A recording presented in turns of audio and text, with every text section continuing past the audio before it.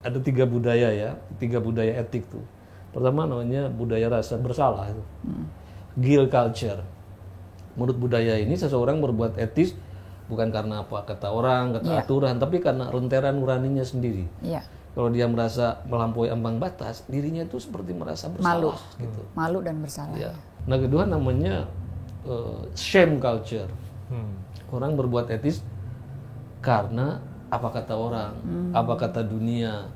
Jadi dia berbuat etis karena takut penilaian orang. Nah dulu karena institusi ada budaya malu lah budaya malu, apalagi dulu punya institusi gosip gitu kan, digosipkan, bisa disanksi adat gitu kan. Malu. Yang ketiga namanya fear culture. Orang berbuat etis tuh karena takut. Baik hukum dunia maupun hukum akhirat gitu kan. Sanksi dunia, sanksi akhirat. Saya khawatir sekarang ketiga basis budaya etis di kita ini melepuh semua.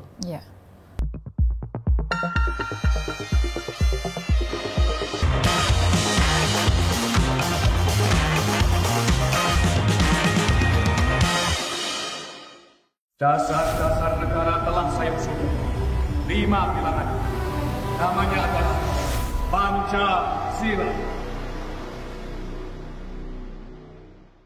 Saya mau setback ke masa saya kecil nih Kang ya. Kan zaman dulu SD kan ada namanya mata pelajaran PMP yang itu dihapuskan. Sekarang nggak ada. Pendidikan Moral Pancasila. Keren tuh namanya, Pendidikan Moral Pancasila. Sekarang kan jadi PPKN ya. Pendidikan Kewarganegaraan. Nah, dulu tuh kalau nggak salah, kalau kita nilai matematikanya bagus, IPA bagus segala macam, tapi PMP merah, nggak naik kelas. Sekarang kan enggak. Yang penting memenuhi apa tuh? KKM ya. Rata-ratanya di atas itu kelas. Boleh naik kelas.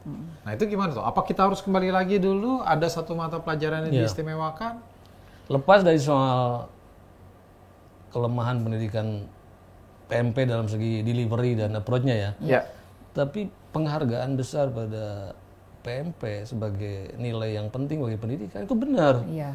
Karena di Athena ya, orang boleh sepintar apapun di bidang matematika, di bidang apapun lah. Tapi kalau nggak ngerti hak dan kewajibannya sebagai warga negara, itu disebutnya sebagai orang idiot.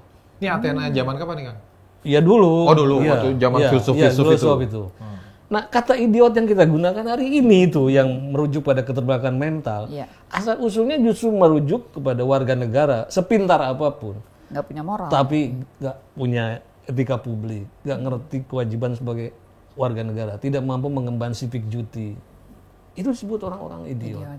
Kalau pengertian idiot seperti itu kita gunakan hari ini, saya khawatir bahkan banyak orang-orang yang ada di dunia politik idiot. Itu mungkin idiot juga, nggak mampu mengemban civic duty, civic kompetennya mungkin terbatas gitu. Gitu. Jadi dari segi itu sebenarnya udah benar. Jadi harus ditegakkan lagi tuh ya. Ditegakkan. Jadi dasar-dasar menjadi manusia baik itu lebih penting ketimbang yang berikutnya. Jadi ibarat pohon tuh akarnya dia. Kalau knowledge itu kayak batang pohonnya ini, menjulang tinggi. Terus cabang rantingnya itu tata kelola, keterampilan gitu kan. Daun rindang itu kolaborasi, kerjasama, dan buah yang ranum itu kreativitas.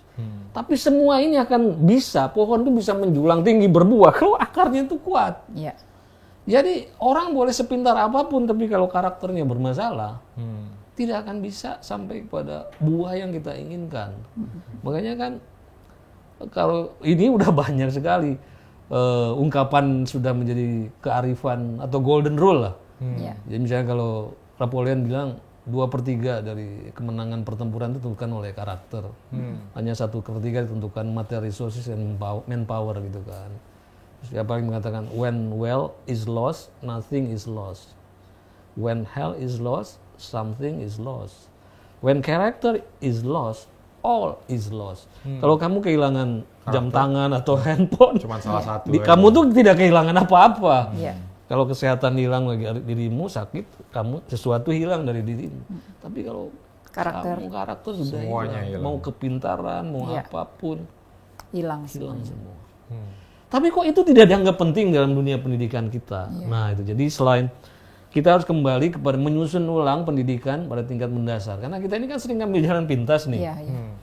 sebenarnya lembaga kayak BP7 atau BPIP itu tidak terlalu penting kalau basic education ini dikerjakan secara benar. Ini kita itu jalan pintas karena sesuatu yang mestinya sudah selesai tingkat bawah dasar. Itu abai kita lakukan sehingga terakumulasi, sehingga kita jalan pintas dengan penataran ini. Nggak bisa karena karakter bukan sesuatu yang ujung-ujung bisa tumbuh. Itu proses exercise yang terus-menerus. Makanya kalau Aristoteles sebenarnya sebagai arete, sebagai practical wisdom. Kearifan praktis, bukan teoritik. Nah itu juga keliruan kita kan, jatuhnya ke hafalan tuh 36 butir dan lain-lain. Kalaupun kognisi, sifatnya tuh naratif, kayak kisah gitu, kisah-kisah keteladanan. Makanya kan Yesus Kristus, Muhammad, Siddhartha sudah meninggal ratusan tahun. Tapi kenapa keteladanannya masih bergema di sanubari para pengikutnya? Karena kisah-kisah narasi tentang keteladan mereka dikisahkan terus. Ideologi itu naratif knowledge, bukan hafalan gitu. Kisah-kisah keteladanan. Bagaimana ruang publik kita tuh sekarang misalnya kita desain supaya benar-benar memberikan insentif bagi pekerja keras, etos kerja. Karena ini kan teknologi juga punya semacam tiraninya gitu. Iya benar. Dulu di zaman revolusi industri, orang yang pemilik dianggap modal ya. Iya, yang berharga itu yang produktif gitu kan. Pemilik mesin. Kalau sekarang di bawah teknologi digital kan yang berharga itu algoritma kan. Data. Followersmu kamu berapa gitu. Nah ini sehingga lama-lama orang berbuat macam-macam yang penting viral kan. Nah ini membuat banyak pekerja-pekerja tekun, pelopor-pelopor yang bergerak dalam sunyi tidak dapat insentif di ruang publik kita. Karena followernya sedikit.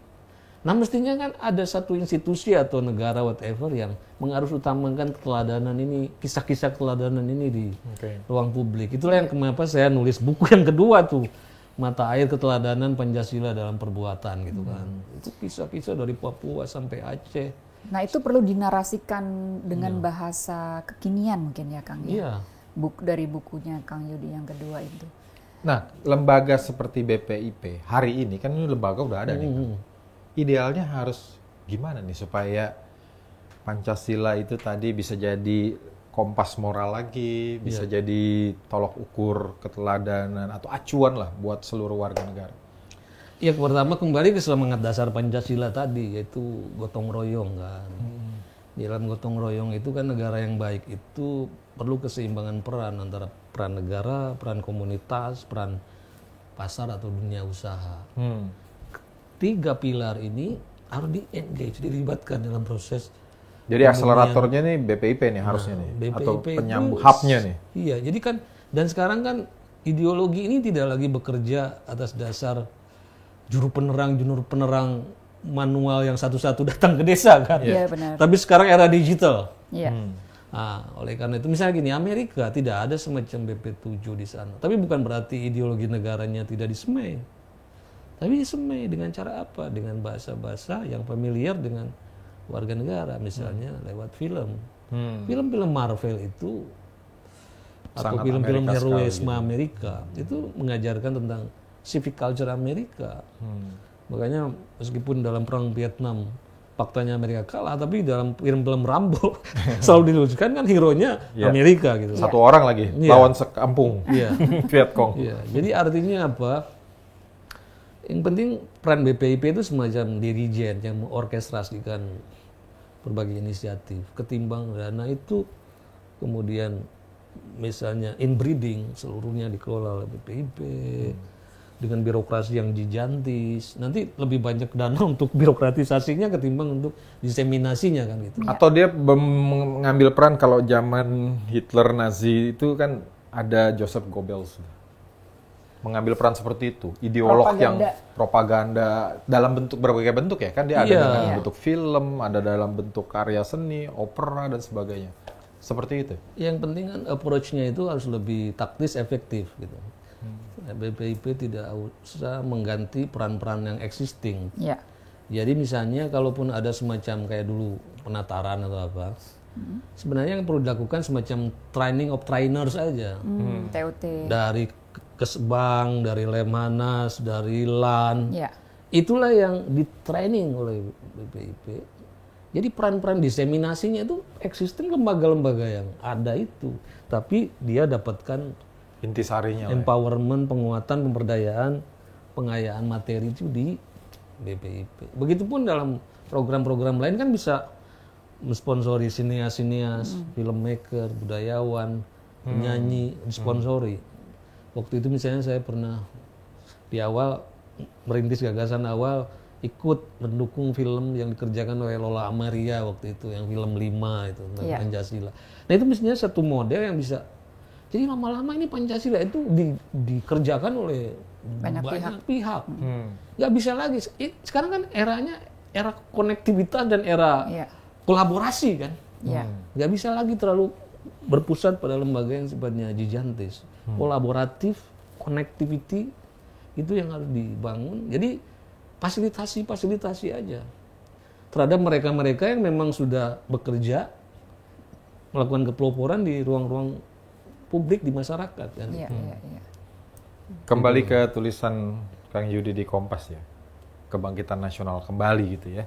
Kan di situ disebutkan Indonesia sebagai bangsa pelopor oleh salah seorang penulis gitu ya. Kita termasuk salah satunya melahirkan Pancasila itu pelopor. Selain mempelopori menjadi negara yang merdeka, dekolonisasi, pelopor dekolonisasi kan Indonesia. Tapi juga melahirkan Pancasila. Nah, gimana kalau kita bisa kembali lagi menjadi bangsa pelopor itu, bukan followers gitu? Iya, jadi di kawasan aja kita agak tertinggal nih kayaknya sekarang nih. Betul. Dalam jadi, banyak hal. Pertama gini, salah satu kelemahan bangsa kita ini adalah seringkali melupakan historical capitalnya, melupakan modal sejarahnya gitu. Kenapa? Karena mungkin juga pelajaran sejarah kita tidak terlalu baik juga. Artinya pelajaran sejarah kita kurang memberikan apa lesson learn yang bisa dipelajari dari sejarah. Kan? Yang diajarkan kan hanya silsilah raja-raja atau perang atau apa gitu. Perang yang udah hafalan lagi ya. Sejarah perang kayak gitu kan. Tapi mestinya kan sejarah itu tidak semua orang akan jadi ahli sejarah. Jadi tidak harus yang sifatnya kronologis, peristiwa secara detail. Tidak Perang semua. Di Ponorogo 1830-25. Oh, Bada Maghrib katanya. Tidak semua orang akan jadi historian kan. Tapi semua orang harus bisa belajar, ngambil pelajaran moral dari sejarah. Itu yang penting. Jadi kita harus ngambil elemen-elemen pokok dari sejarah itu harus diajarkan. Misalnya, selain Konferensi Asia Afrika misalnya, hampir jarang anak-anak sekolah kita diajarkan luar biasa hebatnya sejarah diplomasi kita. Selain dalam kasus Asia Afrika, tapi misalnya di dalam menggolkan apa yang disebut sebagai kemerdekaan cum laude. Deklarasi Juanda. Itu monumental sekali capaian itu. Karena dengan itu wilayah Indonesia bukan hanya berpengaruh bagi Indonesia, tapi bagi dunia itu. Wilayah laut Indonesia yang tadinya 3 mil dari garis pantai gitu kan. Tiba-tiba 12 mil itu pun dari baseline gitu kan. Dan wilayah Indonesia tuh nambahnya berapa ratus % loh. Itu. Dan itu mempengaruhi hukum laut internasional. Tapi kan pencapaian kayak begini yang monumental itu jarang diajarkan. Iya benar. Sehingga pelajaran sejarah kita pelajaran sejarah kekalahan tuh. Sangat kekalahan dari Belanda, dari Jepang. Tidak pernah memberi satu kebanggaan. Ada kemenangan fisik aja, bambu runcing misalnya. Agak-agak mitos juga sebenarnya. Jadi puncak-puncak, so-called puncak-puncak kebudayaan itu tidak pernah ditransfer. Nah, padahal mestinya ya itu yang saya lakukan di dalam mata air teladanan Pancasila dalam perbuatannya. Kisah-kisah itu dinarasikan dan harusnya direpetisi ya di sekolah-sekolah. Dengan proses diseminasi yang sekarang kan udah digital ya. Kang Yudi harusnya lebih mudah ya. Betul. Jadi misalnya gini, kita ngerti lah, tahu anak-anak mudah-mudahan masih tahu ya. Soekarno, Hatta, Syahrir, tahu. Tapi kalau kita tanya, keteladanan yang terbaik apa yang bisa diperoleh dari seorang Hatta? Nggak pernah, karena sejarah tidak pernah memberi tip itu apa istilahnya itu. Kayak gitu. Nggak ada soundbite-nya. Cuma berhenti sampai di wakil presiden pertama. Proklamator, udah berhenti sampai di situ. Nggak ada kisah sepatu Bailey. Itu kan karena akhirnya Kang Yudi mengangkat itu sehingga bisa kita ceritakan keteladanannya. Jadi, menurut saya itu. Jadi pendidikan Pancasilanya tadi harus dikembalikan. Kalau merah nggak boleh naik, yang lain bagus. Lalu pendidikan sejarah juga harus diperbaiki ini berarti kan? Iya, jadi pelajaran sejarah itu harus bedakan antara sejarah untuk para ahli sejarawan, untuk mereka yang masuk jurusan sejarah itu boleh kronologikal macam-macam gitu kan. Tapi sejarah sebagai kecerdasan kewargaan, untuk keteladanan. Iya, yang penting bagaimana anak-anak lesson learn-nya ya. Jadi misalnya anak-anak di Jerman pasti dalam pelajaran itu diajak ke pusat-pusat kamp konsentrasi, Holocaust macam-macam. Kita tidak boleh terulang lagi gitu ya. Langsung feel, merasakan itu dan ditransfer ke dalam dirinya. Nah kan, kita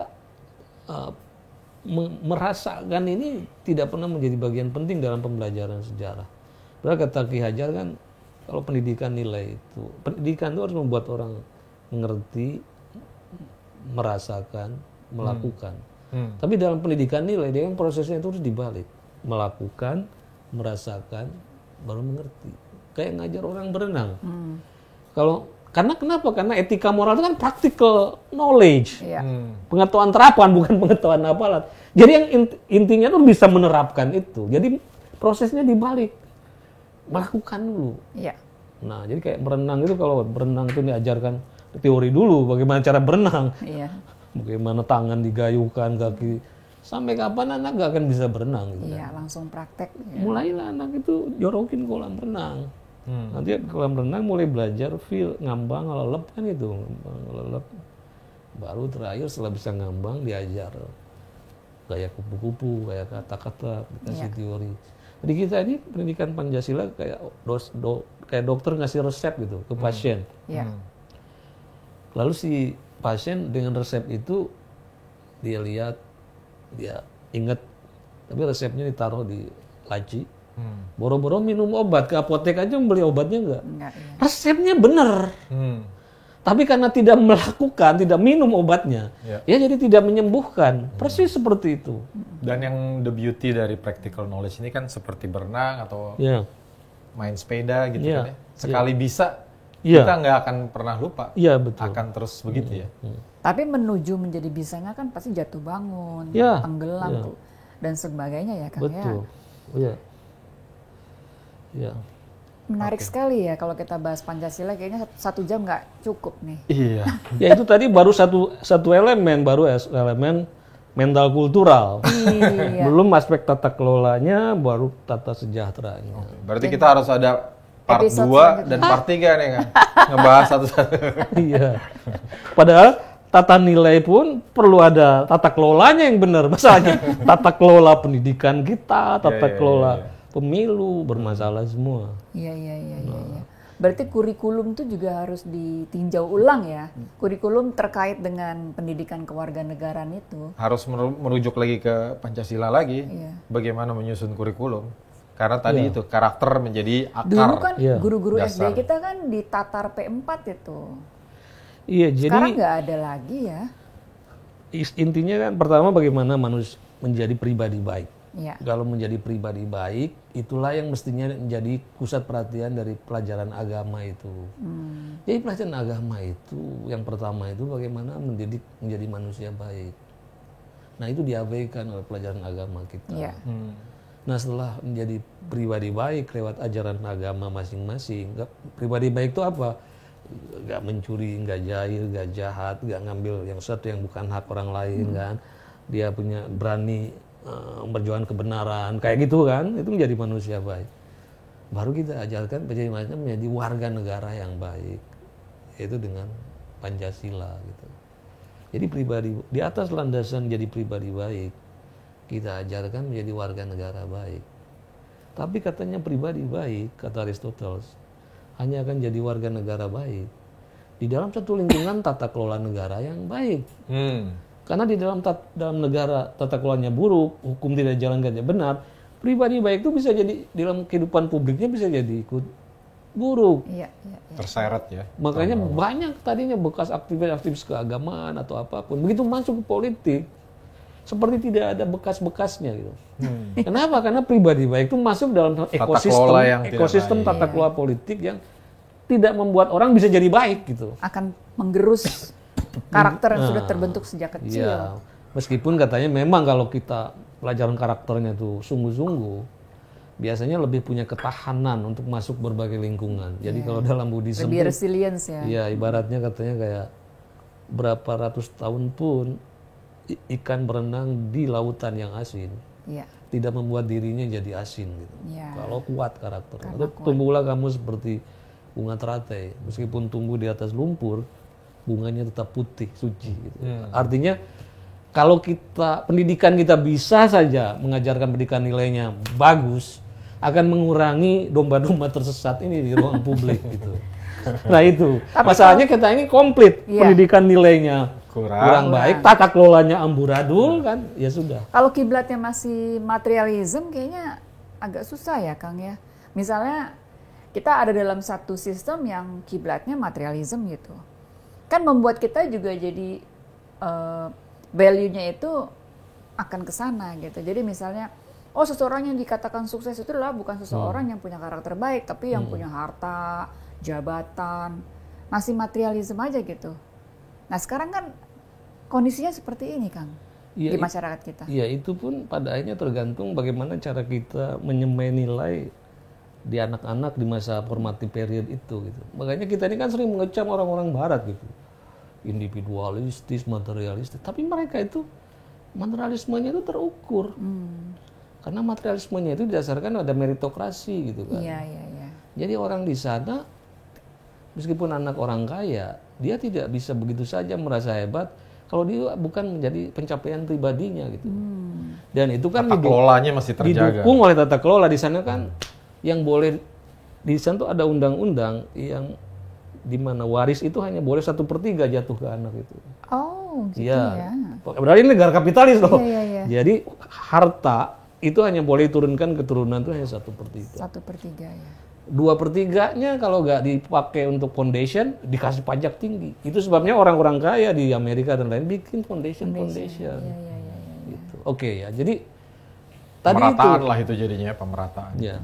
Jadi materialisme atau apapun kalau itu masih dalam ukuran dalam tata kelola yang baik. Tata kelola baik berdasarkan atas achievement orang. Itu biasanya jauh lebih menghargai pada pencapaian bidang-bidang lain gitu. Iya. Menjadi apapun, dia akan menjadi versi terbaik dirinya dan merasa tidak harus goyah karena pilihan yang lain gitu. Karena sejak awal respect pada hak setiap orang untuk menjadi versi terbaik dari dirinya gitu. Iya. Nah itu makanya tidak sebarbar materialisme di kita gitu. Begitulah kira-kira. Mungkin itu udah kelebihan waktu. Enggak nih Kang Yudinya sibuk soal ada agenda lain. Makanya harus ada part 2, part 3 nih soal tata kelola, soal ini. Kita kayak mesti lanjutin tuh Kang. Gimana tuh Kang? Netizen yang budiman, kayaknya kita harus ada episode selanjutnya nih dengan Kang Yudi. Karena masih banyak hal-hal yang dibahas terkait dengan Pancasila. Iya, supaya di bulan Pancasila ya, Om Iyo. Supaya masih bisa hidup terus Pancasila nggak hilang. Dan menjadi way of life kita. Ya. Karena di bulan Pancasila dan narasumbernya Kang Yudi, kita harus salam Pancasila.